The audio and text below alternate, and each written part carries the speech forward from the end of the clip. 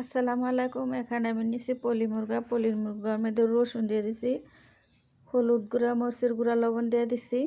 আর এই যে আমি রসুন বাটাটা দিয়া এটি ভালো করে মাইখা নিব। রসুন বাটাটা দিলে যে একটা গন্ধ আসে না কি। মাখা জোখা শেষ করে নিছি, এখন বাজিত বসাই দেব। কড়াটার মধ্যে মাছ ভাজি করছিলাম, মাছ ভাজির কড়াটার মধ্যে মুরগির মাংসটা বাজতে নিব দিয়া দিচ্ছি। যে কড়া ধরছে কড়া দিয়ে দিচ্ছি, দিয়ে কিস্তে গেছে এদিকে আমি উল্টাই দিই। এখন এই যে উল্টাই দিচ্ছি, বাজ হয়ে গেছে এটা আমি এখন উল্টাই দিই। এভাবে আমি সবগুলা গুস্ত বাজিয়ে নিই, বাকিগুলো আবার দিয়ে দিই। মুরগিটি বাজিয়ে নেওয়া শেষ হয়েছে।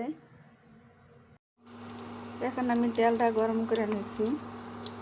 গরম তেলটা আমি দিয়ে দেবো এখানে তেজপাতা, দারচিনি, লং, কয়েকটা হচ্ছে এলাচের গুঁড়া, এটি দিয়ে দেবো। আর গোলমরিচ আছে 2 পিস। এখানে আমি পেঁয়াজ বাটা দিয়ে দিই, রসুন বাটা, আদা বাটা, সব দিয়ে একসাথে মিক্স করে নিই। মশলাটা কষানো শেষ হয়ে গেছে। এখন আমি দিয়ে দেবো টমেটো পেস্ট করে রাখছিলাম, 2 চামচ দিয়ে দিলাম। মশলাটার মধ্যে একটু জিরা ফাঁকি দিয়ে দিই, জিরা ফাঁকিটা দিয়ে ভালো করে লাড়াচাড়া করে নিই। তেলটা একদম ছাড়া দিচ্ছে মশলাটায়। আমি যে বাজার রাখছি মুরগির গুস্তটা দিয়ে দেবো।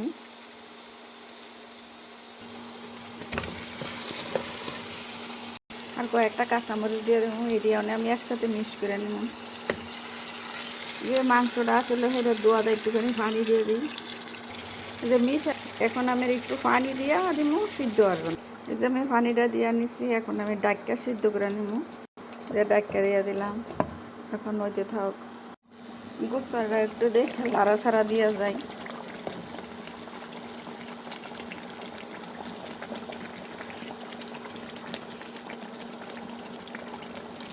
লাড়া দিয়ে গেলাম আর হইব।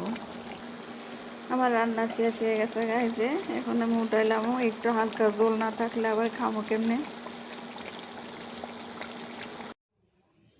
আমার মুরগিটা রান্না করা নেওয়া শেষ। এই যে আমার মুরগিটা দেখেন বা ফুটতেছে এখনো।